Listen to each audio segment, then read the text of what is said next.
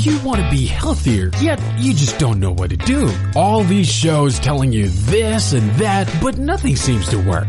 Well, listen close. Golden State Media Concepts has got something great for you. The Health and Wellness Podcast dedicated to workout trends, healthy eating habits, diet, and everything about healthy living. Join us in our banters as we help you not just live life to the fullest, but live it to the healthiest.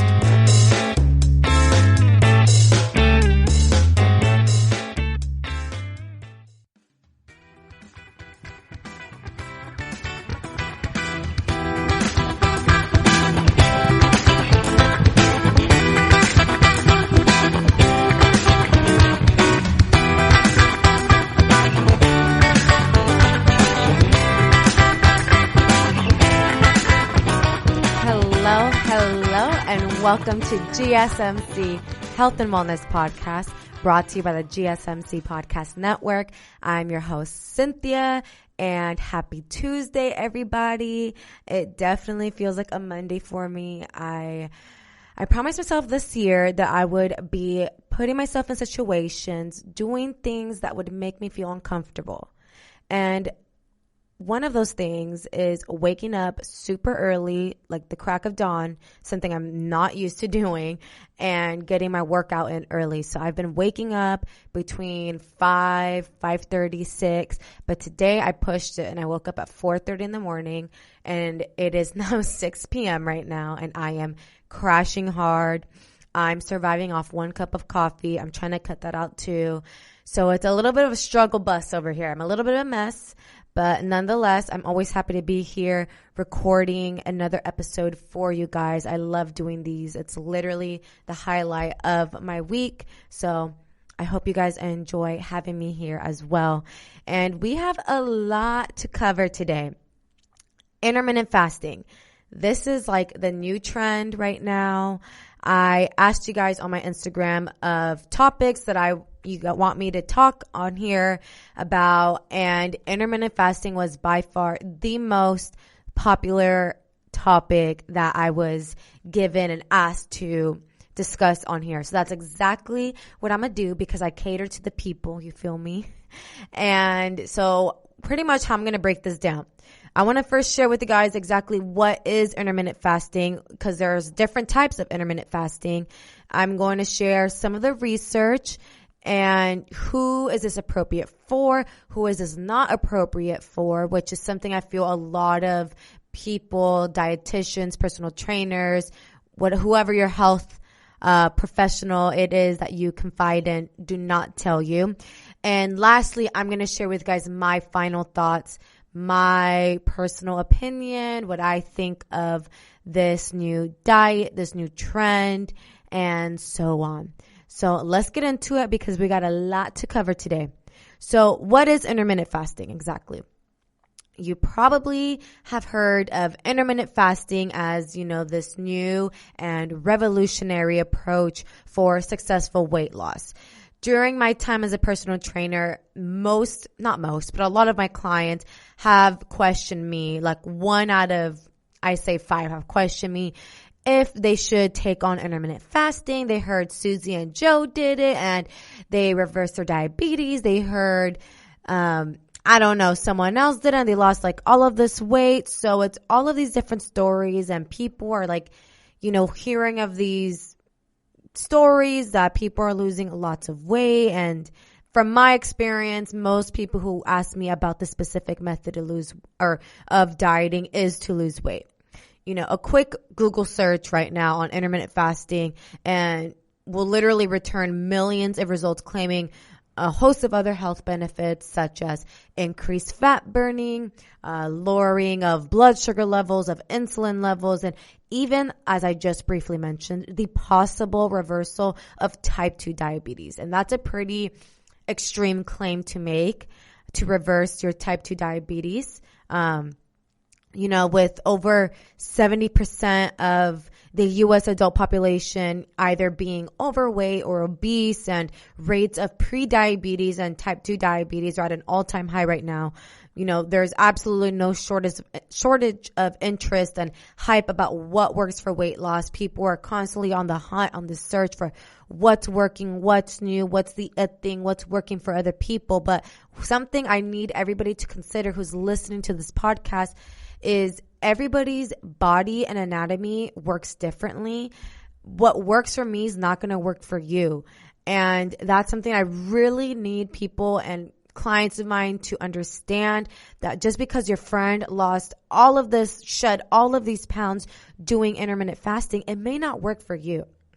And, some diets encourage us to eat like a caveman, while others tell us to eat fewer acid-forming foods or to significantly reduce or eliminate carbs, which is crazy because I will never do carbs. Carbs are literally your fuel, people. If you have a trainer, a health professional who tells you to cut out carbs, you need to cut them out your life, okay? Note to self. It's overwhelming, it's overwhelming with all of this information that's on the internet and all of these fitness influencers and celebrities and trainers online telling you what to do, what not to do. Who do you believe? What do you believe? What actually works? What produces real, effective, long-lasting results? What products, ideas are just in it for the money? I get it. It's very stressful. It's overwhelming. So it's like super important to just do your own research. It's almost like you guys have to be your own fitness guru, honestly. I can supply you with all the knowledge and information and the expertise that I have and that I know, but at the end of the day, it's going to be your decision to figure out what you want to do with all that knowledge and information I just provided you. You feel me? Like, what works for me is not going to work for you. And I'm going to keep reiterating that throughout the entire episode because I think it's just so important for people to understand that simple concept that everybody's body and anatomy is different. Just because we all have, or not all, but just because, you and I may have similar body types and this and that, still things may not end up, with the same results. And, there's no quick or a fix or gimmick that will ever live up to the hype. The simplest way to lose weight and the most effective way is a healthy diet, one that helps you get or maintain a long-term reasonable body weight and improves key health markers. That's really what we need to focus on in our fitness endeavors. These healthy key markers include your blood insulin, your glucose, cholesterol, triglyceride levels, as well as your resting blood pressure and inflammatory markers. Those are the things that we really should be focusing on, because if we focus on those things and we specifically tailor our diet and our style of training to, better improve in those areas of our health, everything else is going to fall in place. Focus on those things and the weight loss will come off naturally.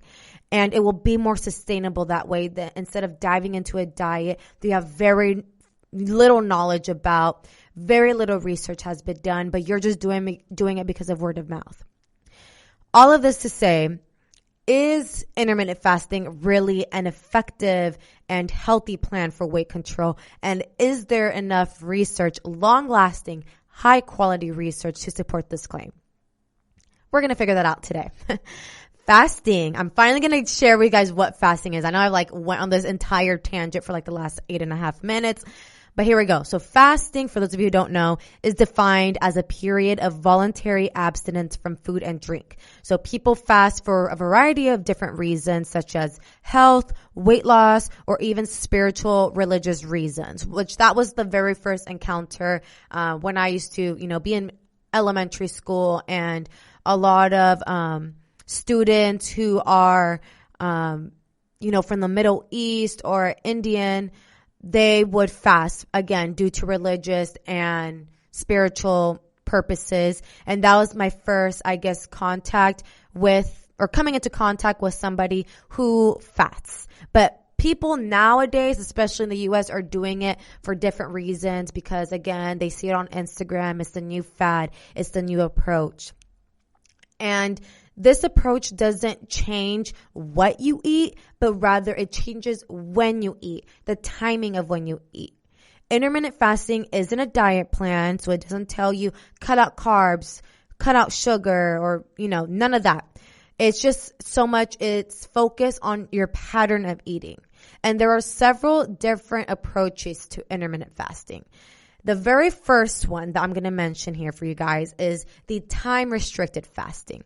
So people who follow this approach only eat during a certain time frame, a window, which induces a prolonged fasting period. For example, and this is probably the most common one that I've come across with past clients of mine, they have done time-restricted fasting. For example, the eating window may be between noon and 8 p.m. So from noon to 8 p.m., you eat all of your calories within that 8-hour period, followed by fasting until noon the next day. So this time pattern is known as the 16-to-8 ratio fast, meaning that you are fasting for 16 hours because you stop eating from 8 p.m. all the way until noon the next day. And then you have an 8-hour window. So that ratio, your fasting ratio for that time is 16-to-8.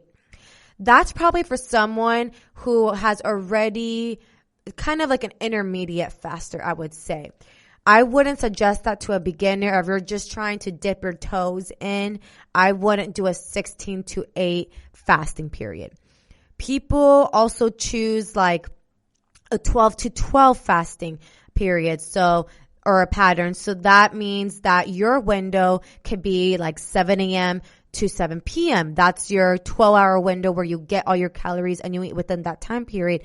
Or you can eat like 8 a.m. to 8 p.m. So really, the window is up to you. It depends on your schedule, what your lifestyle is like, what your work schedule is like, what's really going to suit to you. So my window could be possibly 6 a.m. to 6 p.m. and that's a 12-to-12 fast. Or again, going back to like 16-to-8 if you want a lasting fasting period. So it really just all depends on your lifestyle, how you want to ease into it. But I would suggest maybe doing like a 14-to-10 pattern, meaning like eating from 10 a.m. to 8 p.m. to ease into it. So you have a 14-hour window to eat, but a 10-hour fasting period. Does that make sense? And the fasting period means you do not eat. So the window, you eat, you try to eat all your calories within that window and within that time frame. And then the fasting period is when you do not eat at all, you eliminate it. And for more advanced proponents, people who have been into this lifestyle, who have been doing it, who are loving it, they may lean towards an 18-to-6 pattern. So this means that they only eat for a 6-hour window, say 2 p.m. to 8 p.m., and then they fast for 18 hours, aka they don't eat. And the time period set for the eating window, can be tailored to what works best for your schedule. Many people consider this to be the easiest and most sustainable approach to fasting, which again is the most common type of fasting that I have seen during my time as a personal trainer. And I'm going to cut into our first break right now. When we come back, I'm going to share with you guys another form of fasting.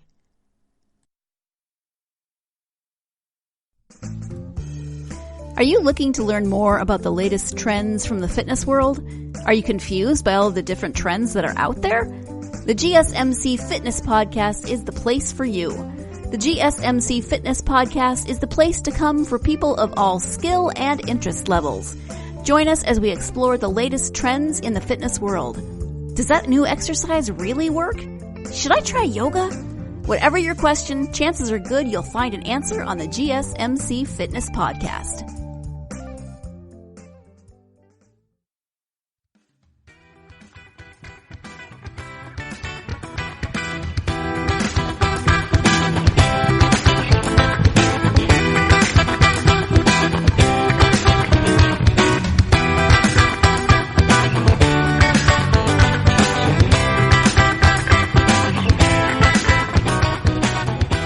Hey guys, and welcome back to GSMC Health and Wellness Podcast, right before the break, we were talking about time-restricted fasting. That's just one of the 4 types of fasting that I'll be sharing with you guys on today's episode. So let's move on to the next fasting type. And this is called the modified fasting. And in this style of fasting, it's a little more extreme than the previous style I mentioned in the previous segment. This is definitely more for people who are advanced, who've been doing it for a while now. And this is known as the 5-2 diet. And the 5-2 diet involves normal eating for 5 days and fasting for 2. Okay, so you literally don't eat for 2 days, not 2 consecutive days. You kind of break that period apart. So on the 2 fasting days, you are allowed to eat a total of 500 calories, either as a single meal or as smaller meals, like 100 calories in 5 times throughout the day. And during the other 5 days, you may eat and drink whatever you wish. And this style of fasting was popularized by this doctor. His name's Dr. Michael Mosley, and in his book, it's called The Fast Diet. I've heard of this book so many times. One of my clients, she was actually doing the modified fasting, and she was super stoked because she's like, you got to read this book, The Fast Diet. And I'll get into more about this client in a few short moments, but this is just another variation, and this suggests fasting on 2 non-consecutive days per week with only a 25% reduction in daily calories consumed. But really, the style of fasting got me puzzled a little bit because, again, I had a past client who implemented modified fasting in her lifestyle, and her main goal was for fat loss. She wanted to lose weight, so she decided to do modified fasting. So she did the 5-2 diet. She would eat normal for 5 days, and then she would fast for 2 days. And in those 2 days, she would eat extremely low calories, like 500 calories, as I just mentioned. And she always talked to me about this book, The Fast Diet. I didn't really get to reading to it because, to be honest, I didn't really believe in the idea of lowering your calories by that much, 500 in a day. And the whole idea surrounding modified fasting is that you can eat whatever you want in those 5 days that you're not fasting, which doesn't make sense to me because you're not going to lose weight by, you can't eat junk food and excessive calories on your non-fasting days and expect to lose weight. And that's exactly what this idea was portraying and depicting to my client and others. And I just didn't like that because she would get really hard on herself and talk negatively about herself and have all of these negative emotions surrounding, about her body image because she's doing all this work. She's coming to work out with me. She is implementing this modified fasting. This book is telling her that she's going to gain all of these amazing benefits and all of these other, that she's going to lose all of this weight. But I just couldn't wrap my mind around the idea that she's like, I can eat whatever I want and lose weight. I'm like, no, you can't. That's not how it works. That's not how weight loss works. I'm sorry to break it to you guys, but really, if your number one goal is weight loss and fat loss and you're serious about attaining those goals, you need to be in a caloric deficit diet. That means you need to burn more, eat less, but not deprive yourself of food, not so low that you're eating 500 calories in a day. I'm sorry, that just to me doesn't seem sustainable long-term lifestyle change. And that's my issue with this specific style of fasting, especially since I saw it firsthand with one of my clients and I saw her struggles and, the obstacles that she was facing with this diet. And diets aren't meant to be a temporary short changes. They're meant to be a lifestyle change, something that you implement every single day in your life and that you love. So modified fasting, personal opinion here, not a fan, would not recommend it to any of my clients. Let's move on to the next style of fasting, and this is alternate day fasting. This is taken a step further than the one I just mentioned. So I'd say like the lowest tier here to ease your way in is a time restricted fasting, which is where you have that window. You could create that window to whatever you'd like. Then we have the modified fasting, which I just talked about, which is the 5 to 2. You fast for 2 days, non-consecutive days, and then the 5 days, your non-fasting days, you kind of eat whatever you'd like. This is now called the alternate day fasting. And in this approach, this is I'm going to try and simplify this for you guys. In the alternate day fasting, it involves alternating fasting days with eating days. So this is sometimes referred to as the 24-hour fast. You simply fast for a 24-hour period. So this could mean eating breakfast and lunch one day and then fasting until lunch the next day. It could also be a normal day of eating until dinner time. So you eat all day up to your dinner time and then followed by a 24-hour fasting period until dinner the next day. Some people even push this to a 36-hour fast that starts after dinner on day 1 and doesn't end until breakfast on day 3. Again, there's a lot of research out there supporting this idea. There's a lot of research that doesn't support this idea. I'll kind of get into that in the later segment on today's show. But again, to me, unless you're doing this for religious purposes, you've been doing this for quite a while now, I just don't think this is like sustainable long-term lifestyle change. Going an entire 24-hour fast, that's pretty challenging. And I can only imagine how groggy and irritable individuals, may get trying to implement alternate day fasting. And the final style of fasting I'm going to share with you guys here is the prolonged fasting. So some fasts can extend into 48 hours or even a week or more, which is absolutely insane to me. I don't even think that should not be legal. Okay. That is not okay. And oftentimes, again, these are for religious or spiritual purposes.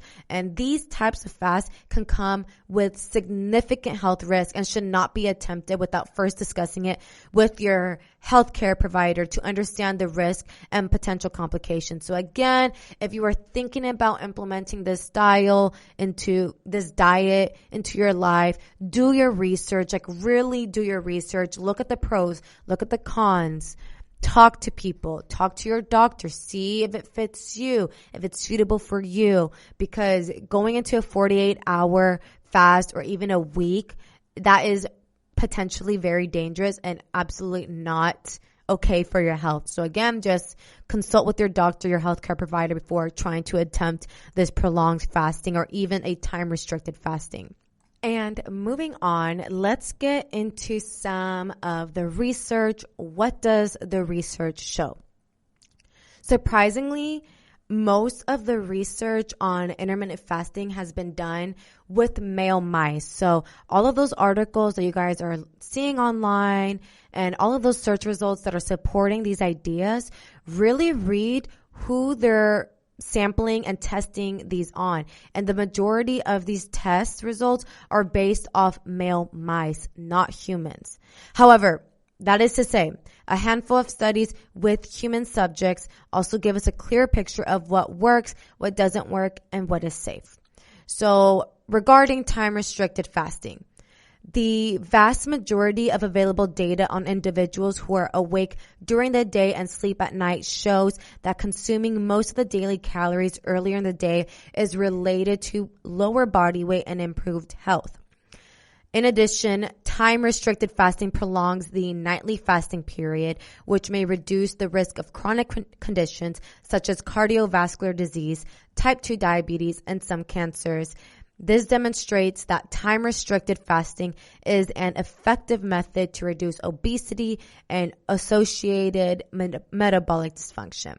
So time-restricted fasting, which is the most, I'd say, beginner level, beginner friendly level to intermittent fasting. There have been some results, showcasing some metabolic, results, and in addition to reducing obesity rates. On the other hand, there is abundant evidence that working at night, like, shift work, is related to substantially increased nighttime eating as well as an increased risk of these same health conditions. So again, for time restricted fasting, just kind of look at both sides and compare the results. And again, you got to be your own fitness guru here. We just supply the information, you consume it and do what you want with it. Okay. It's like art. Same thing that artists do with music, with their music, right? In their movies. They do it, put it out to the world, and the art is ours to do what we'd like. I don't know if you guys really got the analogy, but anyways. Now, what does the research show for modified fasting? Which this is the one that really gets me, that I'm like, no. So, in a review of 9 available studies that lasted for an average of 8 to 12 weeks, 7 studies reported significant weight loss, while 3 found decreased fasting insulin levels. Of the 6 studies that reported on inflammatory markers, 3 found a significant reduction. 1 study shows significantly superior weight loss results, but only because it was combined with exercise. So you can't just do the intermittent fasting and then you can't lose weight by that, but you also need to be exercising along with the diet.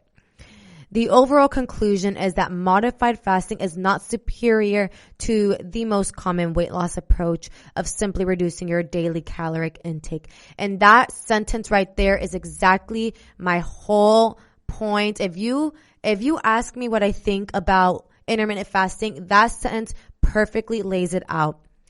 Modified fasting is not superior to any other common diet out there or any other style of diet, whether you do keto, plant-based. I don't know. There's so many out there right now.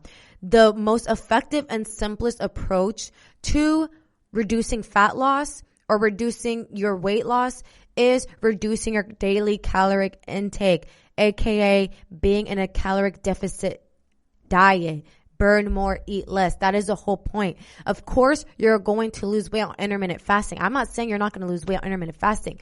You're losing weight on intermittent fasting because you're cutting your entire window. You're eating in this short period of time. You're going days without eating. So obviously you're going to lose some type of weight, but it's because, again, you're reducing that caloric intake, your daily caloric intake. Now, moving on to the alternate day fasting. Human research using this approach is very sparse. So alternate day fasting is where you eat say breakfast and lunch, and then you fast for a 24-hour period and you kind of switch off in that pattern. The 3 available studies all used a small sample size with no reported information regarding physical activity. So we don't know if these individuals did exercise along with the intermittent fasting. To further cloud the issue here, the studies mostly used subjects who were normal weight or only slightly overweight, and the longest study only lasted 22 days. So no overweight or obese people were taken into consideration in these studies.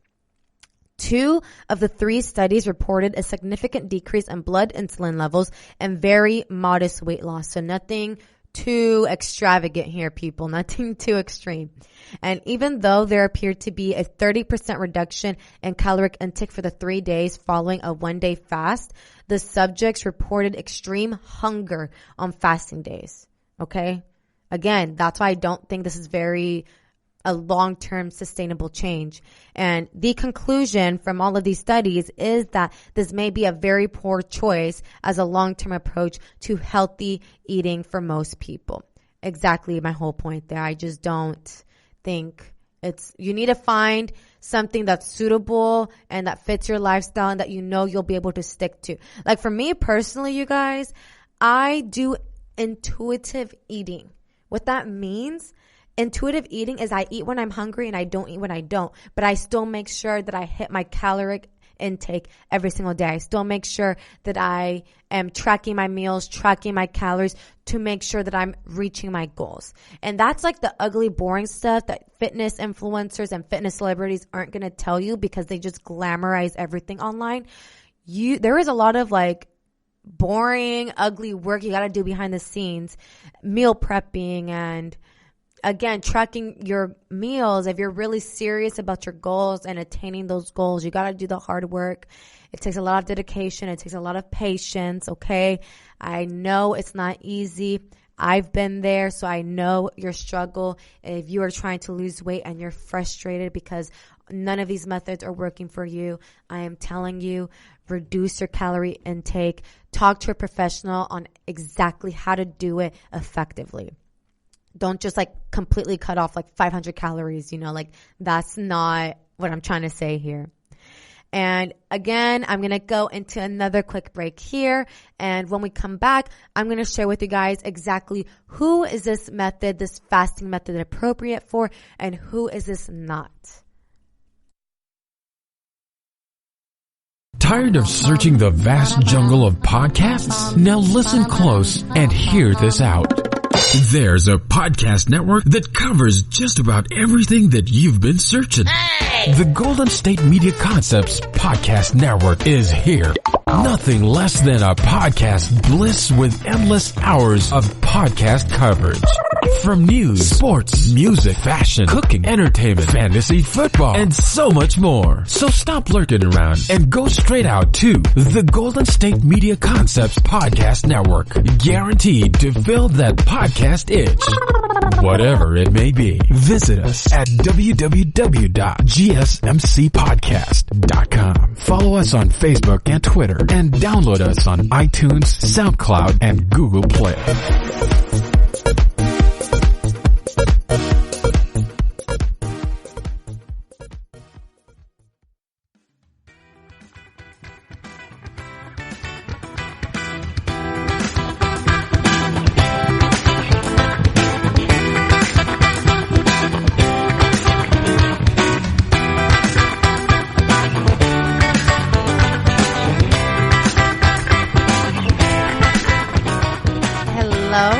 Welcome back to GSMC Health and Wellness Podcast. We went through a lot in the previous segment. We talked about modified fasting, alternate day fasting, time restricted fasting. And now let's talk about who is a great candidate for intermittent fasting and who may this also not be appropriate for. So let's start with who this could work for.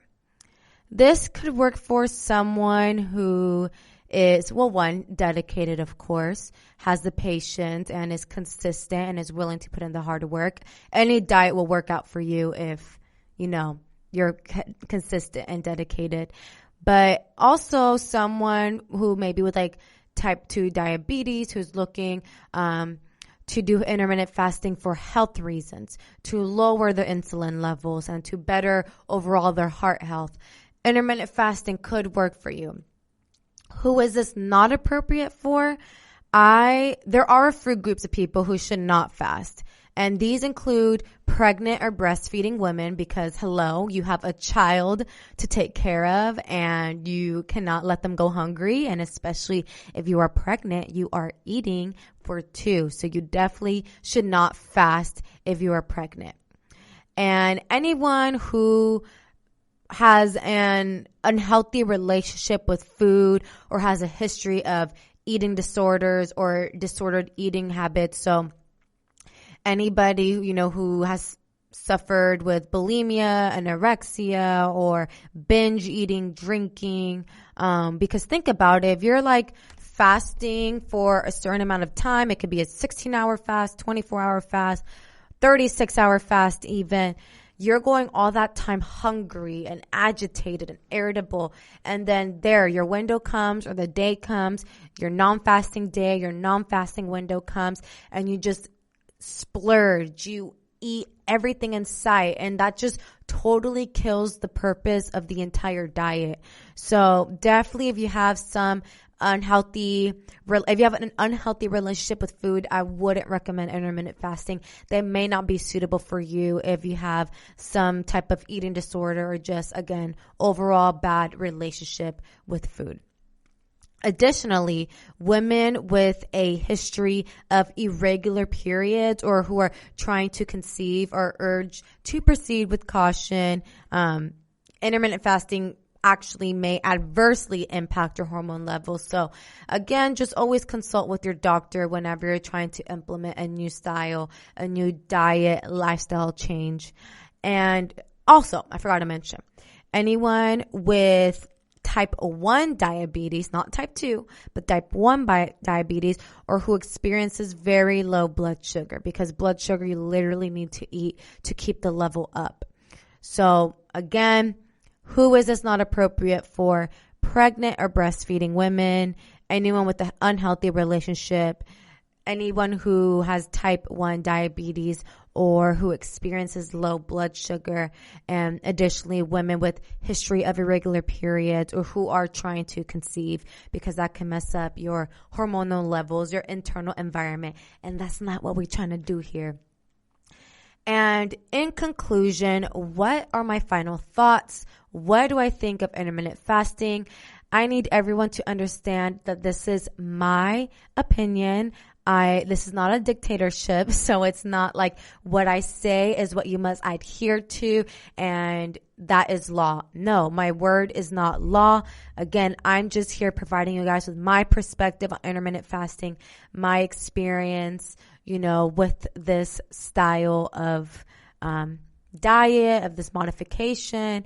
And I do want to say, just a little disclaimer, I understand that there's a lot of type 2 diabetics who have gained tremendous results from intermittent fasting in terms of their internal environment of, getting equilibrium and stability within like their hormonal levels, their insulin levels, their blood sugar, all of that I understand. And I'm not saying like, don't try it.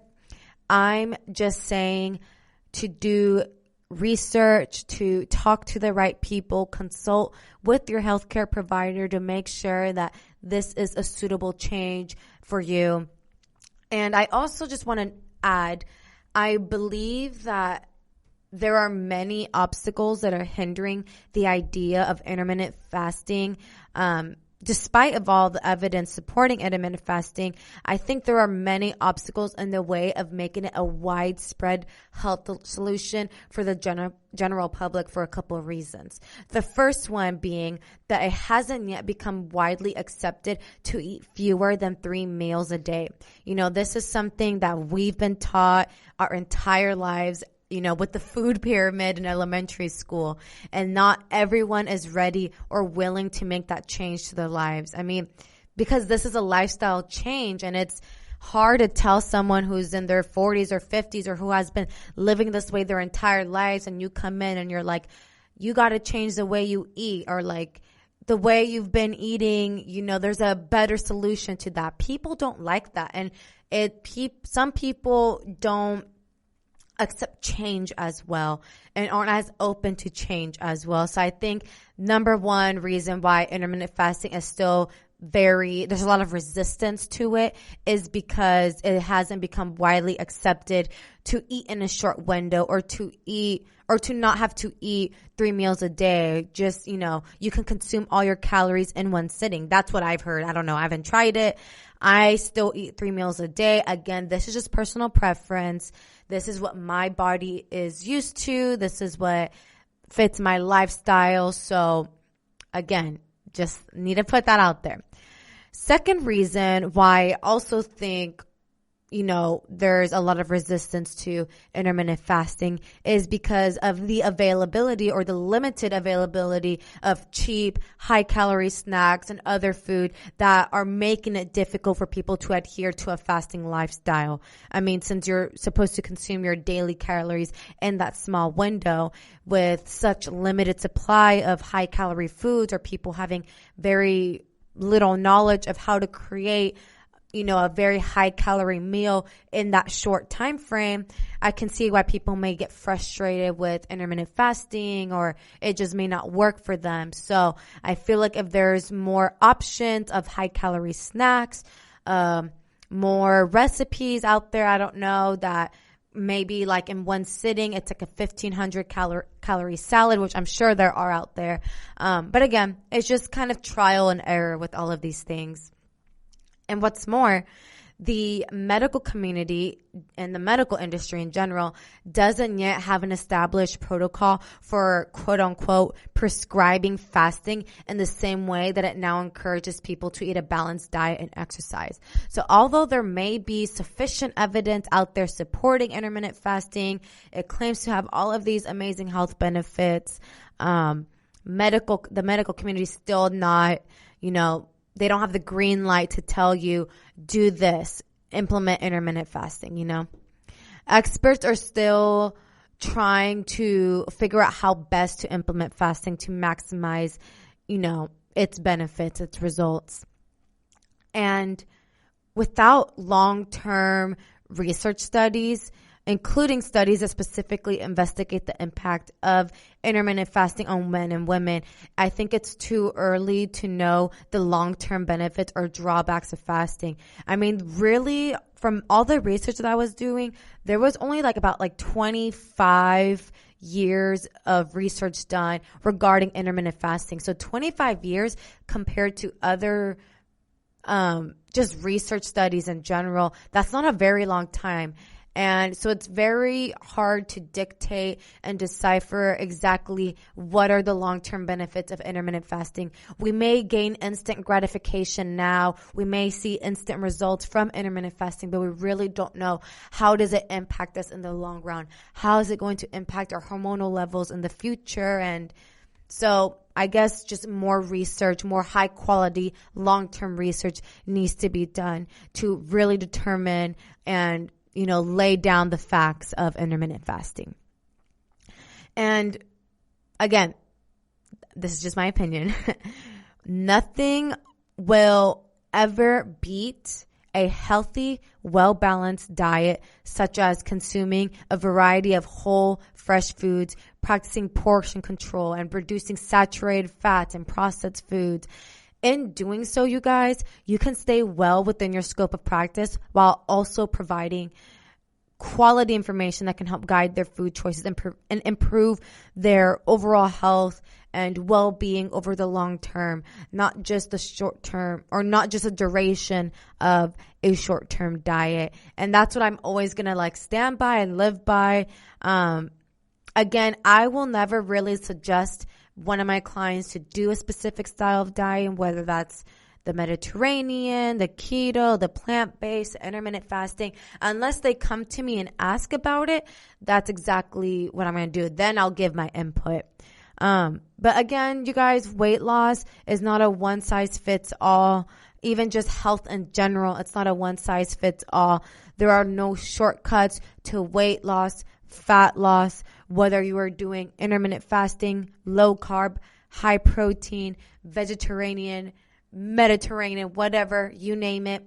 It all comes down to the quality of your calories and how much you're consuming. So you cannot eat whatever junk foods you'd like on your non-fasting days and then expect on your fasting days to miraculously lose all these pounds or have your health completely turned around. That's not how it works.